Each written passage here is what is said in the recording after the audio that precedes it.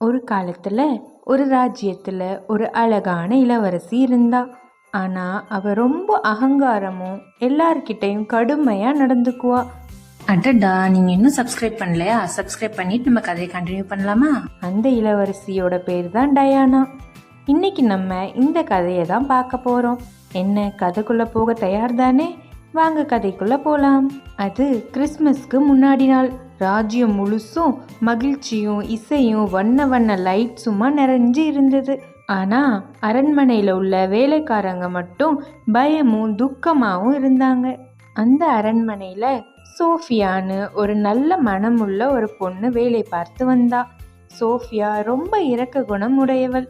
எல்லார்கிட்டையும் அன்பா இருப்பா. ஒரு நாள், நாளைக்கு கிறிஸ்மஸ் வர போகுது. எல்லாரும் அவங்க குடும்பத்தோட சந்தோஷமா கொண்டாடுவாங்க. ஆனா நம்ம மட்டும் இங்கேயே ராத்திரி பகலா கஷ்டப்பட்டுட்டு இருக்கோம். ஆமா சோஃபியா, ஆனா என்ன பண்ண முடியும்? இளவரசி ஒரு ராட்சசி. நம்ம கேட்டாலும் நம்மள வீட்டுக்கு விட மாட்டா. எல்லா வருஷமும் போல இந்த வருஷமும் இங்கேயே இருக்க வேண்டியதுதான் கிறிஸ்மஸ்க்கு. என்னால முடியாது. இந்த வருஷம் நான் கண்டிப்பா கிறிஸ்மஸ என் குடும்பத்தோட தான் கொண்டாடுவேன். நான் போய் டயானா கிட்ட லீவு கேட்க போறேன். சோஃபியா பிரின்சஸ் டயானாவை பார்க்க போனா. மேடம், நான் சோஃபியா வந்திருக்கேன். உள்ள வரலாமா? இங்க என்ன பண்ற நீ? வேலை நேரத்துல இங்க என்ன வேலை உனக்கு? மேடம், எனக்கு ஒரு நாள் லீவ் வேணும். நாளான்னைக்கு காலையில திரும்ப வந்துருவேன். நீ வீட்டுக்கு போயிட்டா இங்க கிறிஸ்மஸ் செலிப்ரேஷனுக்கான வேலைகளை யார் செய்வா?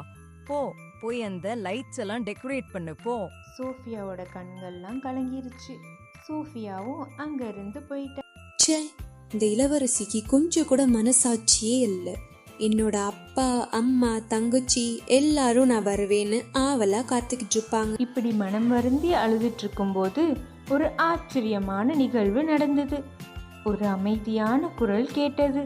அழுகாதே சோஃபியான்னு. சோஃபியா பார்த்து அதிர்ந்து போயிட்டா.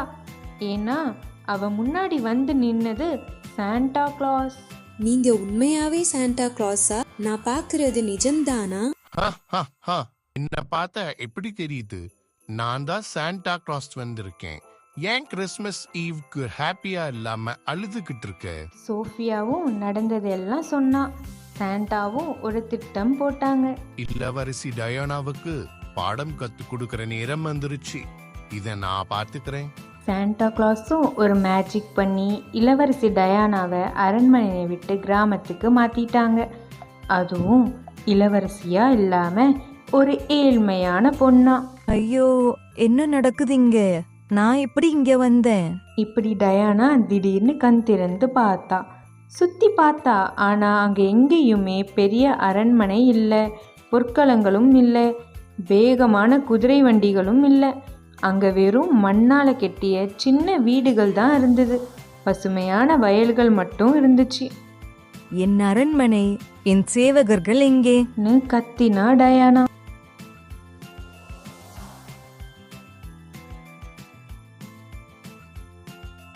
ஓய் பொண்ணே, இப்படி நடு ரோட்ல நின்னா வண்டிலாம் எப்படி போறது? என்ன ஒரு தைரியம்! நான் ஒரு இளவரசி. உன்னை என்ன பண்றேன்னு பாரு. இளவரசியா? அப்போ நான் யாரு, ராஜாவா? போமா போங்கிட்ட காமெடி பண்ணிக்கிட்டு. டயானாவும் ஊர் முழுக்க சுத்தி பார்த்துட்டா. அரண்மனை எங்கேயும் காணவில்லை. யாரும் அவளை இளவரசின்னு நம்பவே இல்லை. பகல் முழுக்க சுத்திட்டு டயானா சோர்ந்து போயிட்டா. பசியும் குளிரும் அவளை நடுங்க வச்சுது. ஐயோ, என்ன இப்படி குளிருது? பசிக்க வேற செய்யுது. நான் ஒரு இளவரசி, எனக்கு இந்த நிலையா? என்னால முடியல. யார்கிட்டயாவது உதவி கேட்டு பாப்போம். யாராவது வீட்ல இருக்கீங்களா? யாருமா அது? யார் நீங்க? என்ன வேணும் உங்களுக்கு? எனக்கு ரொம்ப பசிக்குதுமா. ஏதாச்சும் சாப்பிட இருந்தா கொடுங்க.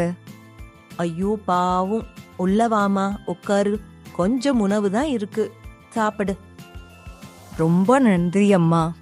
யார் நீ? உன்னை இதுக்கு முன்னாடி பார்த்ததே இல்லையே.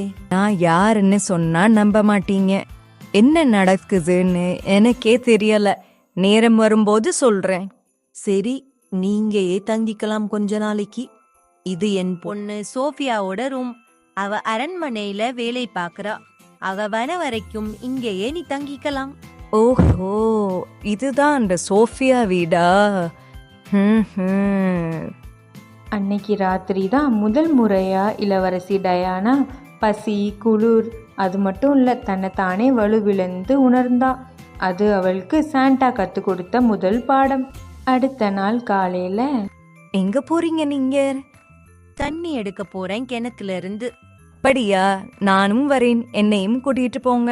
2 பேரும் கிணத்துக்கு போனாங்க. டயானாவுக்கு தண்ணி எடுக்கவே தெரியல கிணத்துல இருந்து. சுற்றி இருந்தவங்க எல்லாரும் சிரிச்சாங்க. டயானாவுக்கு ஒரே அவமானமாக இருந்தது. அது அவளுக்கு சாண்டா கற்றுக் கொடுத்த 2வது பாடம். ஊர் மக்கள் எல்லாரும் சந்தோஷமாக கிறிஸ்மஸ்க்காக ஊரையே அழகுபடுத்திட்டு இருந்தாங்க.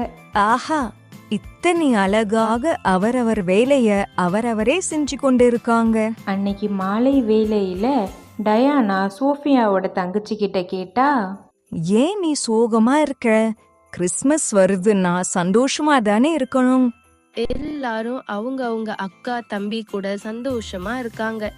என் அக்கா மட்டும் பேலஸ்ல கஷ்டப்பட்டுட்டு இருக்கா. என் அக்கா இல்லாம எனக்கு தனியா கிறிஸ்மஸ் கொண்டாட பிடிக்கல. இதை கேட்ட டயானாவோட மனசே மாறிடுச்சு. இவ்ளோ சுயநலமான இளவரசியா இருந்திருக்கேன். என் தப்பெல்லாம் நான் உணர்ந்துட்டேன். அந்த நேரத்தில் மெல்ல காற்றில் மணியோசை கேட்டது. திடீர்னு சாண்டா தோன்றினார். நீ உன் தப்ப உணர்ந்துட்ட. அதிகாரம், பணம், உயர்வு எவ்வளவு இருந்தாலும் அன்பும் மரியாதையும் இருந்தால்தான் அது மனிதநேயம். மற்றவர்களின் உணர்ச்சியை புரிஞ்சு கொள்ளும் போதுதான் நம்ம மனிதர்கள். ஆமா, நான் எல்லாம் புரிஞ்சுக்கிட்டேன்.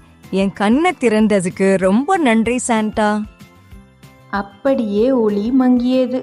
டயானா மீண்டும் அரண்மனைக்கே வந்தாள். டயானா உடனே சோஃபியாவை பார்த்து, சோஃபியா, நான் உன்கிட்ட ரொம்ப கொடுமையா நடந்துக்கிட்டேன். என்ன தயவு செய்து மன்னிச்சிரு. டயானா சோஃபியா கிட்ட மன்னிப்பு கேட்டா. சோஃபியாவுக்கு ஒன்றுமே புரியலை. சோஃபியாவை வீட்டுக்கு அனுப்பி வச்சா.